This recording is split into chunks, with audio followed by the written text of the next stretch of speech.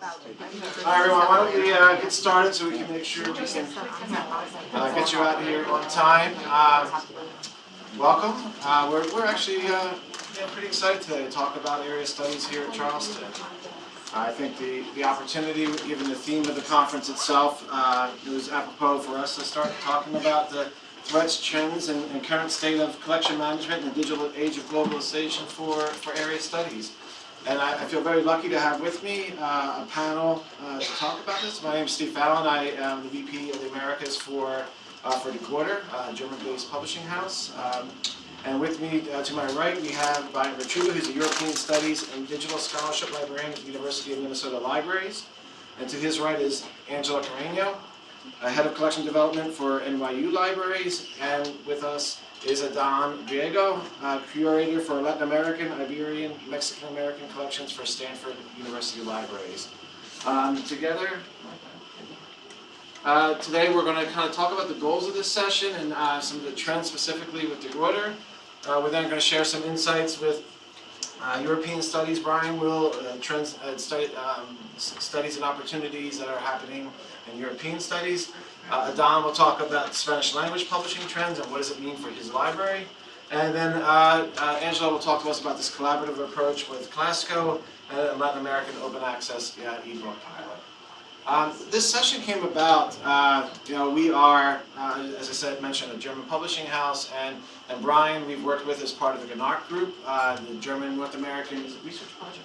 Resources Partnership. Resources Partnership, which is basically a group of Eastern European and Western European librarians and or German Studies librarians, and together we've long worked together as a German publisher. And one time we just talked about, we haven't been out there talking about German studies or in general area studies, and how area studies might be a bit underrepresented especially at conferences like this. So our goal today is just to provide for you just an overview of area studies, what's happening as a publisher, as a librarian, working in open access, those of us as librarians working in open access, in Spanish language and German studies focus, or European studies focus, and how we can provide some insights on what's happening in the current state for area studies. Specifically for the GRUYTER, I thought I would share with you, and we're talking about it again through the lens of the age of globalization and having digital content. It wasn't that long ago that we're not even selling ebooks here in the U.S. and the Americas. In 2014, we had barely a presence. We had a lot of ebooks. We started digitizing ebooks in 2010. We started digitizing our backlist, and in 2014, we had very little representation in terms of interest from our core customers in ebooks. And as you can see, our print trend stayed relatively flat from 2014 to 2019, but yet we had that increase in demand of ebooks. And why is that? How did that happen? And we really saw that based on the conversation with our customers, based on the usage, that we really saw this kind of interdisciplinary use, where titles that were supported in the German studies program, where they would be interested in more of the cultural access to the content, cultural use of the content, where we saw the ability to have this interdisciplinary approach across various disciplines. So use content that was still being relevant not only for German studies, but for religion, for philosophy, for classics, and for linguistics departments. And not only did we see an increase in our sales, but we saw a nice increase in our usage as well.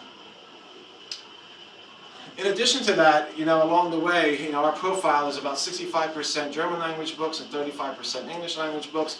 And along the way, the GRUYTER has really spent a lot of investment as we supported this age of globalization and digitization. We've really been supporting of open access, and that's been really relevant for us in area studies as well. Our profile in open access is the same as our publishing. 65% of our titles are German language publishing, and 35% of that is English. So now, in addition to content that's very relevant within Germany, these open access titles, 65% of the 1,800 that will be published by the end of this year will now be available globally, not only to libraries in the US and Canada, but also in other parts of the world where we really have not had access to because we were just selling print to our core customers. So the trend is quite positive.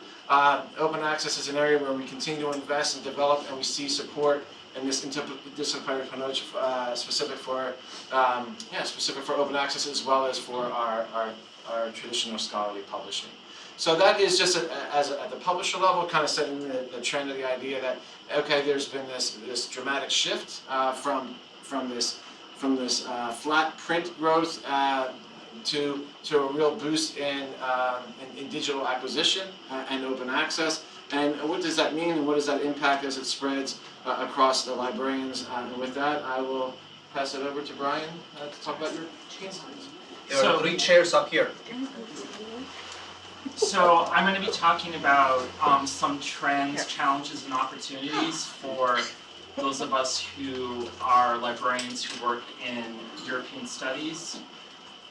So just to give some background, so this is from an ARL report from 2006. It's actually holdings of ARL libraries. It excludes North American publications. But as you can see, European publications from Europe, meaning Western Europe and Eastern Europe, take up over 3/4 of the holdings. Now, given this data is a little bit old, so it's probably shifted a little bit, but it kind of gives you an idea that we are collecting European language materials. So this is a more recent, this study came about from a librarian at the University of Virginia, and he has a whole list of institutions and their holdings in various languages. And so what I did is I just gave a snapshot of holdings at various institutions based on the total holdings. And as someone who specializes in German, I'm quite relieved that German is at the top for most, at least the schools I picked. So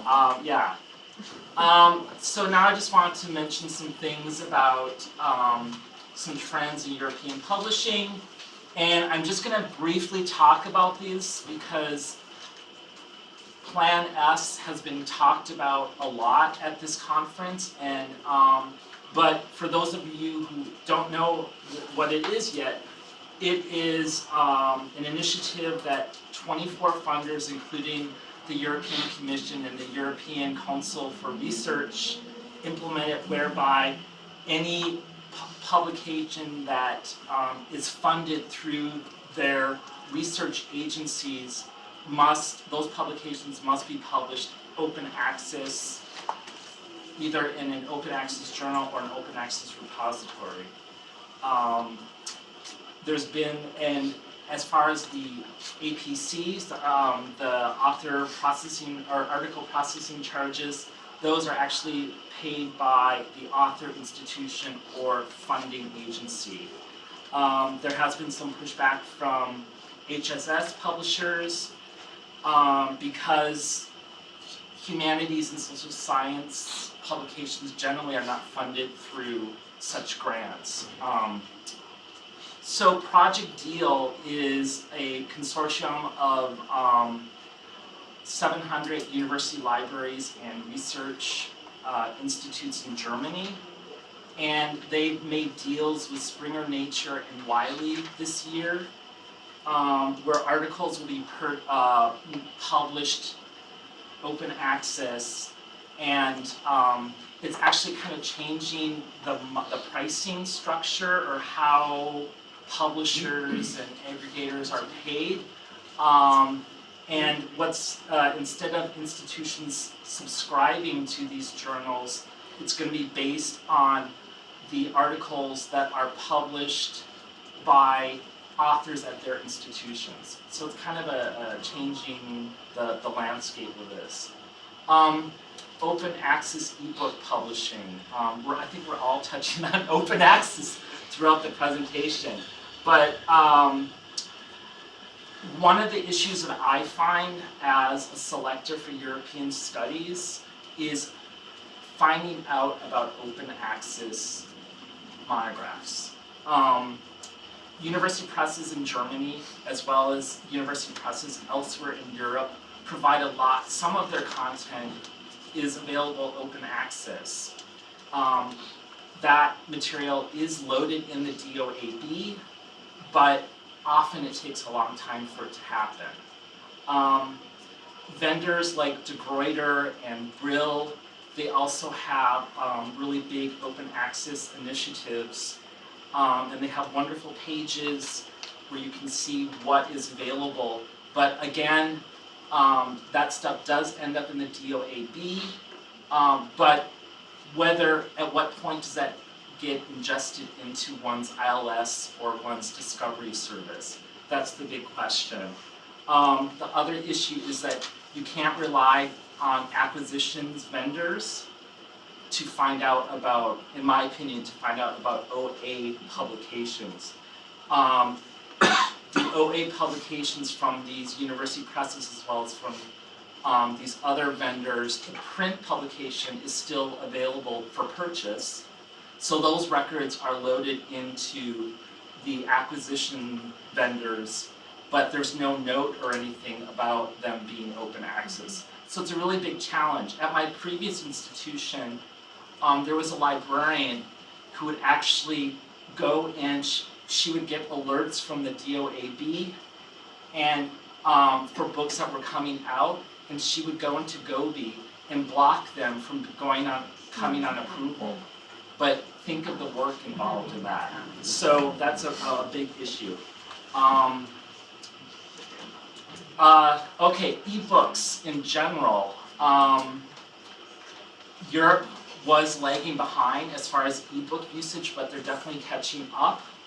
However, there are a number of European academic presses that don't really have an ebook, a multi-user ebook option. So they might have an ebook option, but it's more or less like the one-time download user, but it's not really implemented for multi-use. And this is some data that I got from GRUYTER, and it shows PDA usage of ebooks that are distributed by GRUYTER. And I think maybe we can talk about this in the Q&A. You know, one thing that struck me is the fact that most of these publishers are, they publish English language materials. So Transcript for Live, which is the big blue row for Germany and Austria, that's a German publisher. But by and large, you know, the PDA, that at least in these countries, it's mainly English language. So I also wanted to talk about some challenges related to European studies. So one of the challenges is the growth of English within academia in Europe, and you know, having things in English is great, but sometimes I think library administrators think, oh, well, if all these disciplines are studying or producing things in English, we don't need to get stuff in foreign languages anymore. So it kind of adds to that. Another issue is the assessment of foreign language collections in the US, where German and French and Spanish books, their usage is compared to English. That's like apples and oranges, because the user population, the potential user population is so much smaller. You know, 95% of our user base is English only. So I think that's one thing that we really need to take into consideration.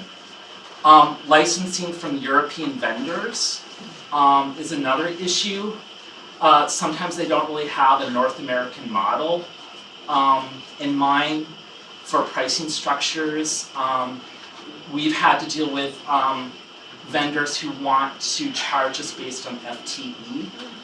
So again, you only have a small percentage of users who actually can use a German database, and if they want to, that just doesn't really work for a North American model. Another issue is jurisdiction for arbitration. Often they want to use places in Europe, and again, if you're at a public institution, that probably isn't going to work. How am I doing? Okay. Okay.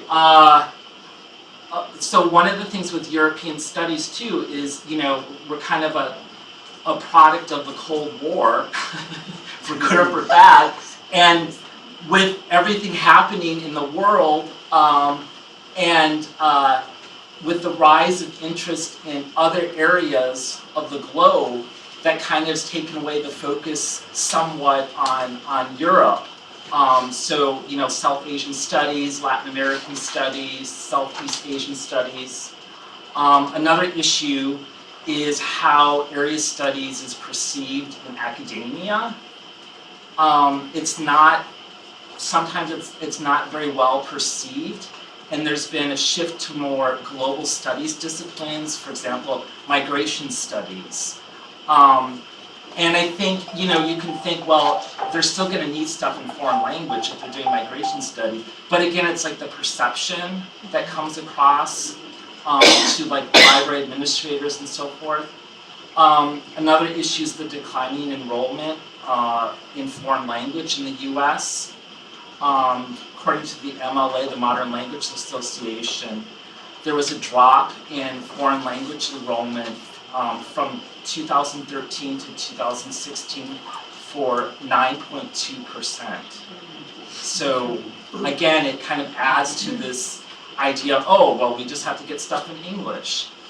And then, and I think I could say this for all area studies, is like the specialized nature of area studies librarianship, where you need to know the language, you need to know the culture, you need to know the business culture, which is often very different. And a lot of our work is more high touch. So there's a lot more finessing, a lot more of really looking deep into collections. It's not just set up the approval plan and go. It's a lot of working, you also have to work with a lot of smaller vendors who may not be used to dealing with the US market.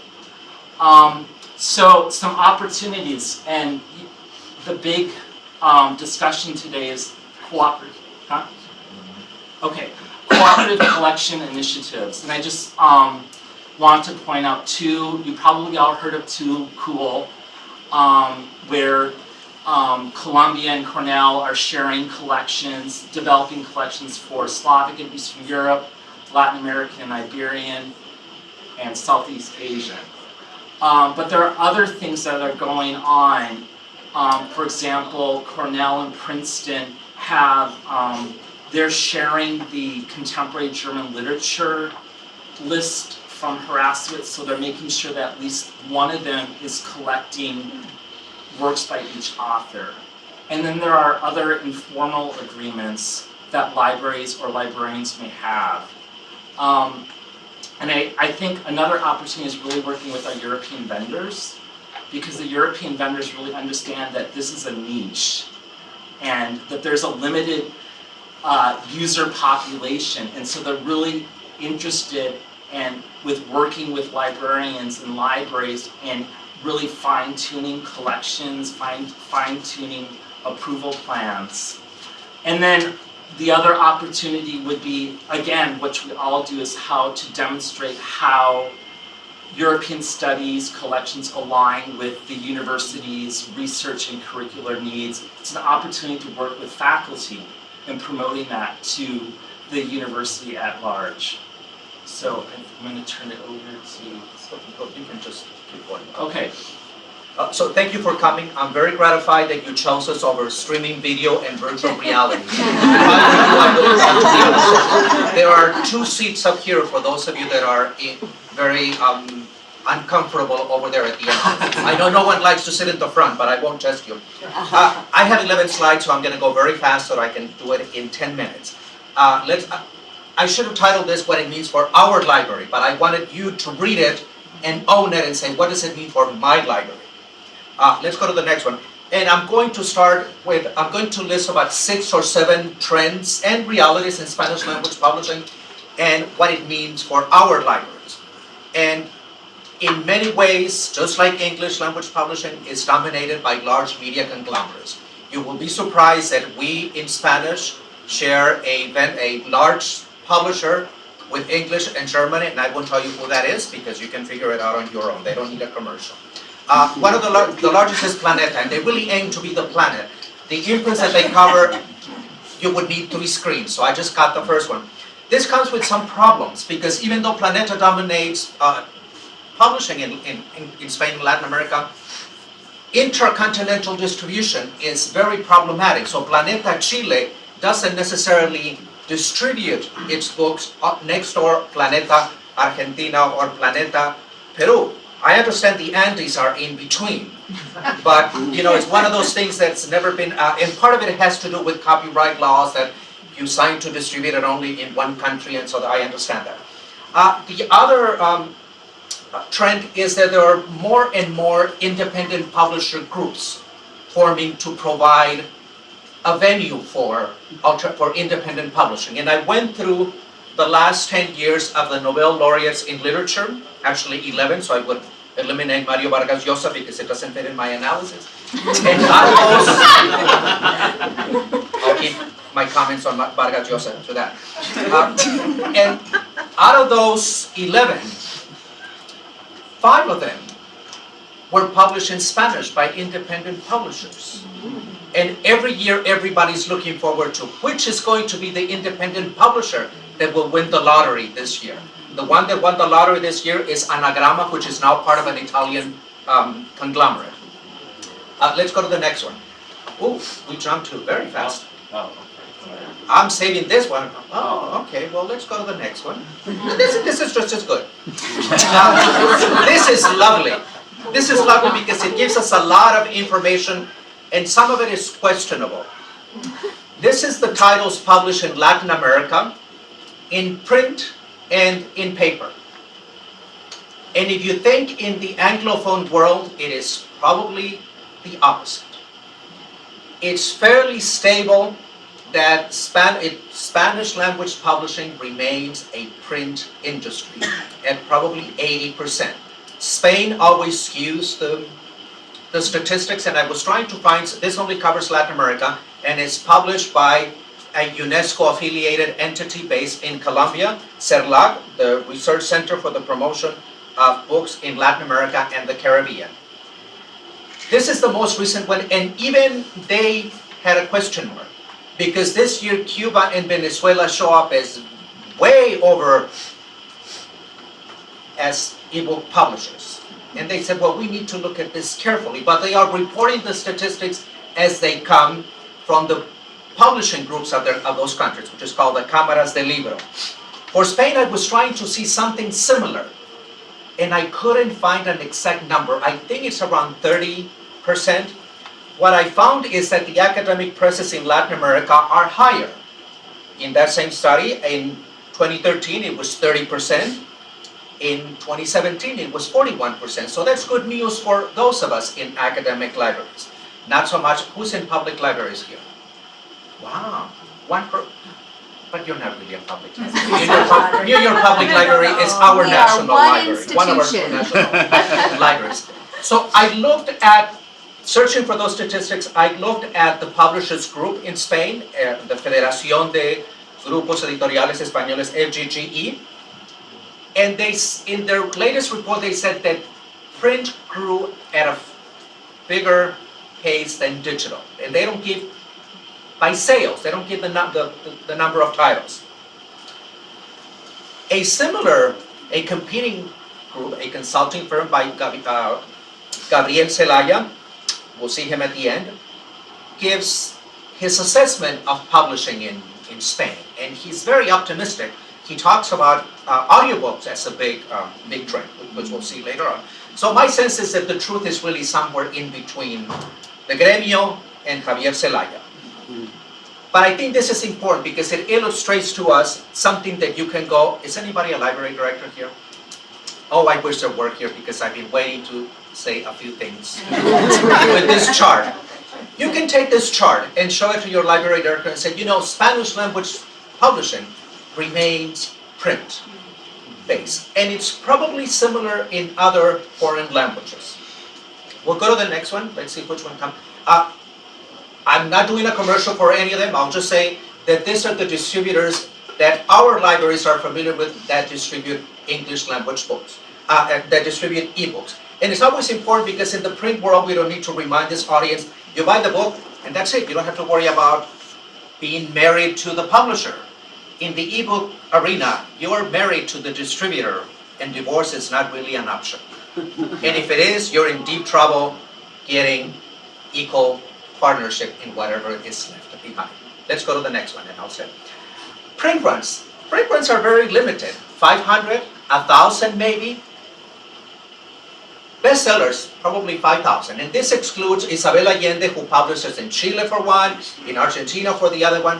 But the averages, and the books are very honest. I've taken two examples from Mexico. The one from Spain don't say anything.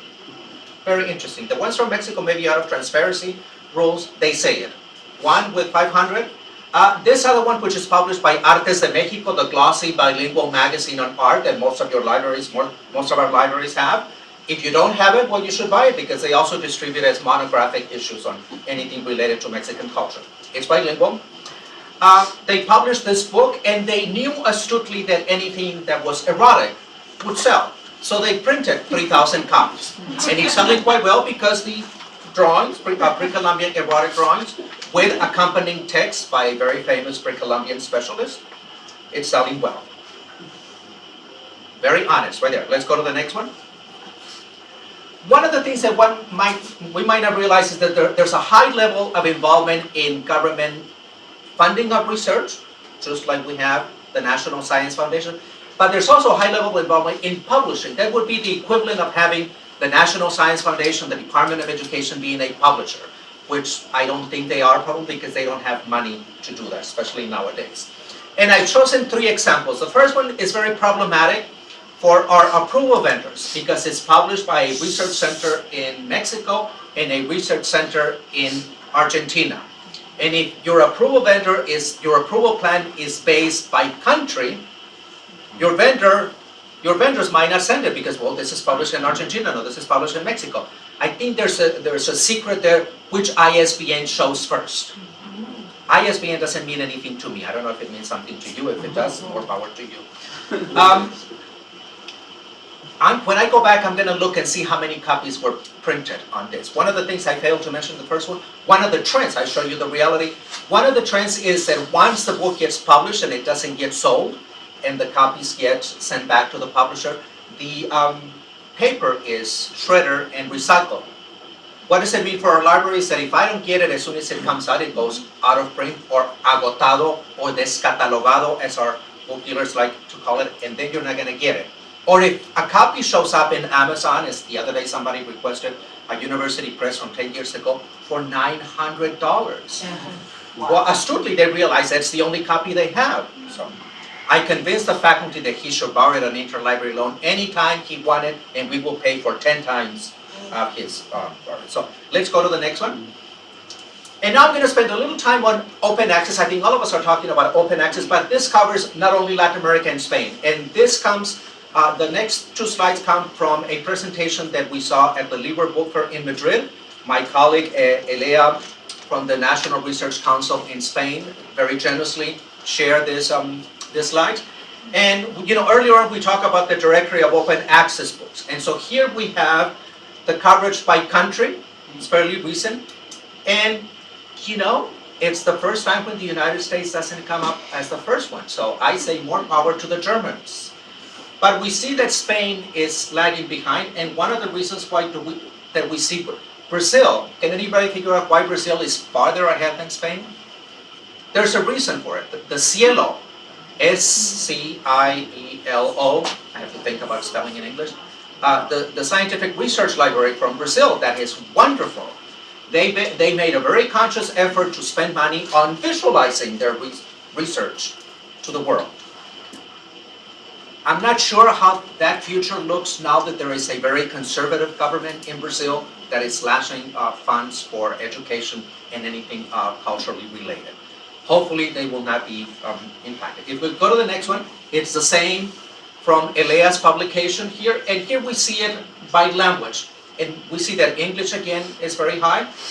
And in some ways, this mirrors every time I ask my students, what do you think is the percentage of internet content by language in the internet? And one said, oh, 20% in Spanish.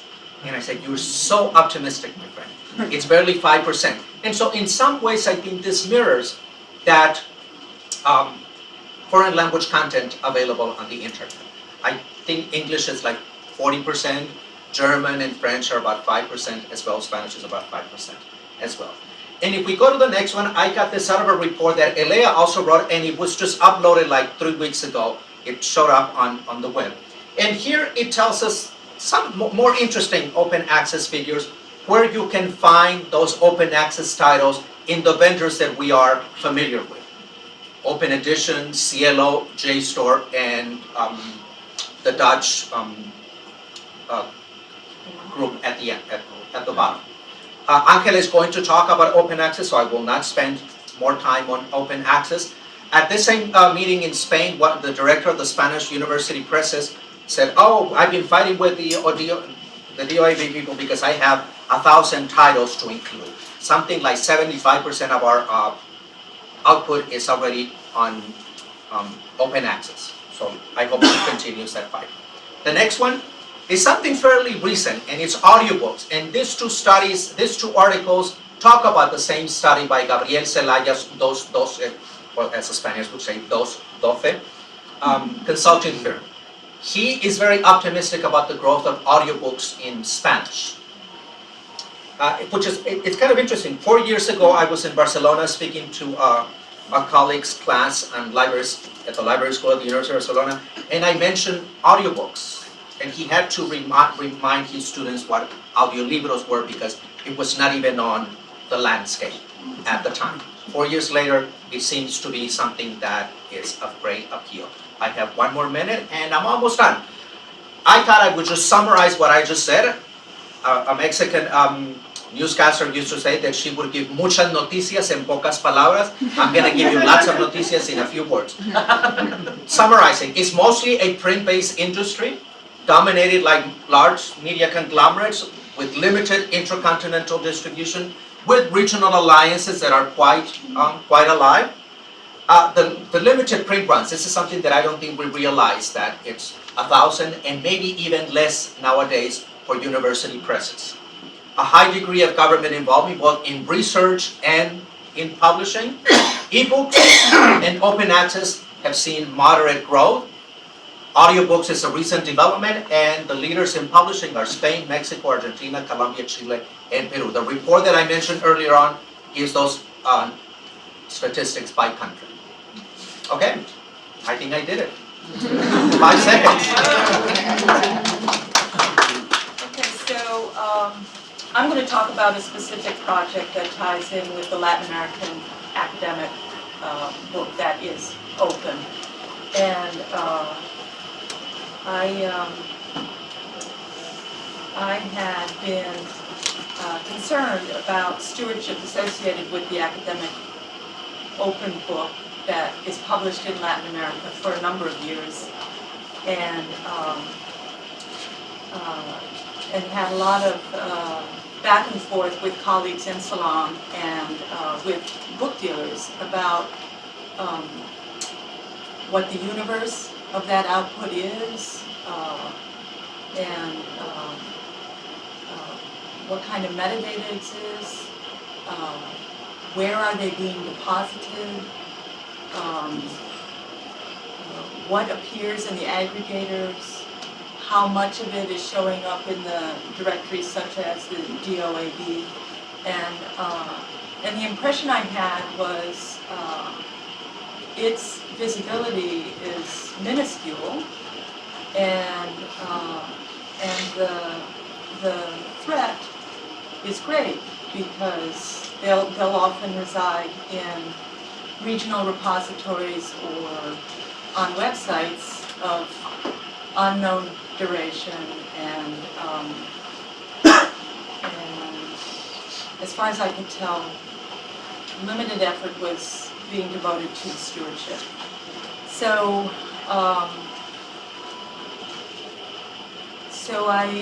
I spent time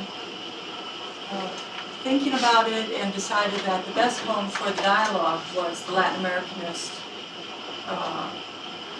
Research Resources Project under the CRL administrative umbrella. That would be the natural home for talking about the issue with colleagues, and a book dealer who would be willing to assist with the stewardship questions. And then there was some thinking about who on earth would be the platform provider. And I can remember going through a series of brainstorming sessions, proposals, etc., until we recently settled on an approach that involves an Argentine book dealer called Garcia Cambeiro, and the idea is that the book dealer assists with the kind of assistance we need to understand the universe of what's out there, help with the communication with publishers, help with the delivery of files potentially to a platform provider, metadata production, maybe normalization of the file itself.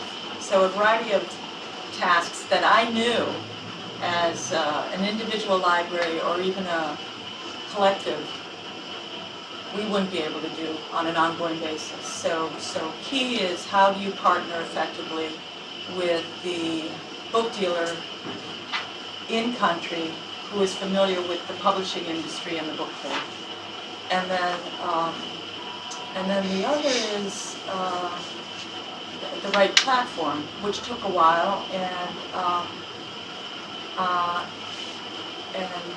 I had a number of conversations with John Lenahan and the Ithaca team, where a group of my Salon LARP colleagues joined me for brainstorming sessions, and we decided a pilot would be a good idea, and the question that followed that was, what would be the best publisher to start with?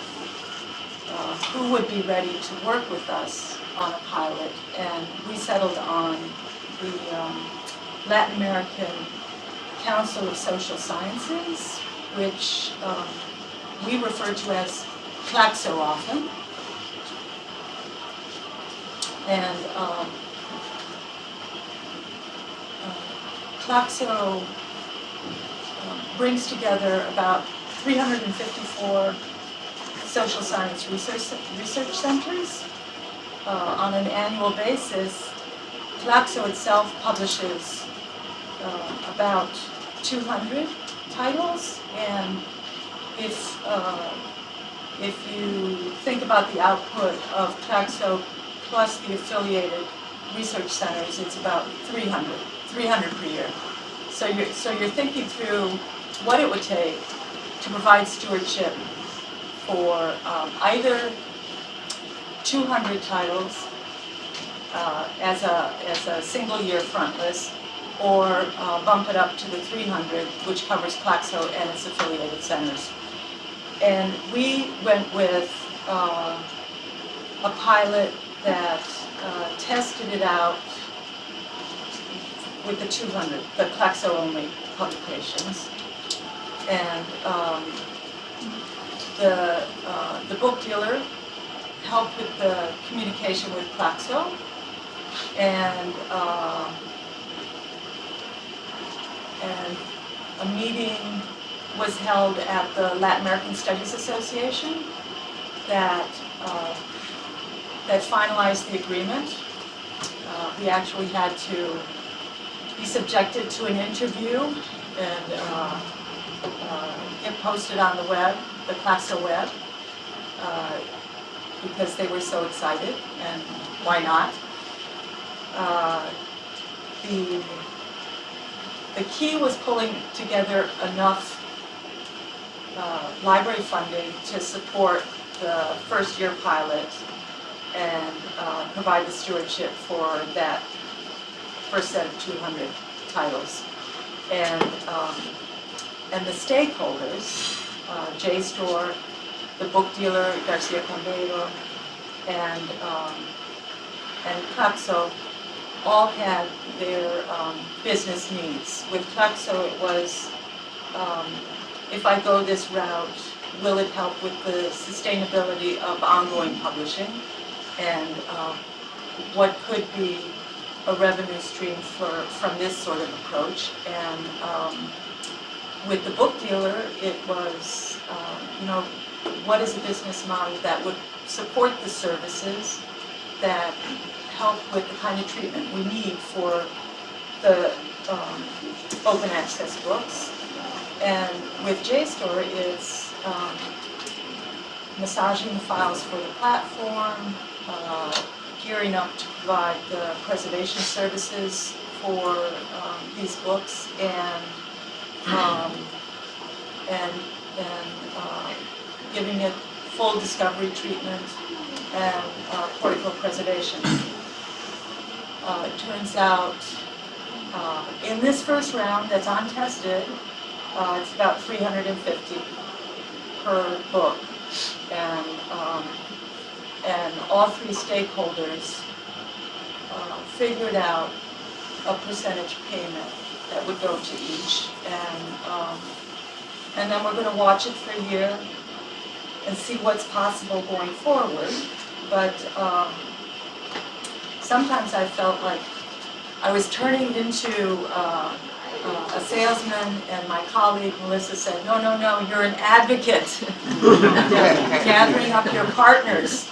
So this slide lists the library partners that all contributed $10,000 towards at a minimum $70,000 that's necessary for the first 200.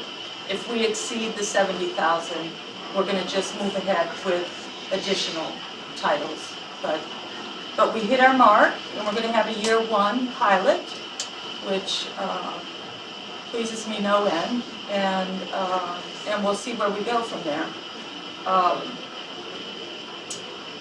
Adan talked a lot about the recent study, and the recent study confirms that when it comes to university press output, there is a percentage of books.